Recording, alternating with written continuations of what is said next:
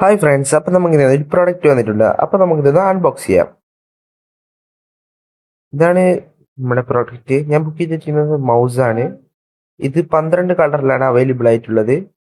2.4 HSZ കൊണ്ട് ഇത് connect ആക്കാം.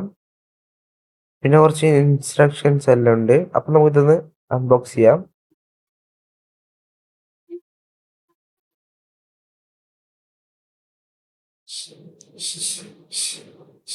ഇതാണ് നമ്മുടെ മൗസ്.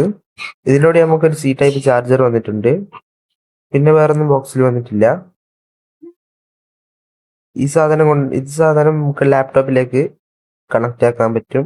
പിന്നെ ബ്ലൂടൂത്ത് വഴിയും ഇത് കണക്ട് ആക്കാം. താഴെ ഒരു ഓണാക്കാനുള്ള സ്വിച്ച് ഉണ്ട്.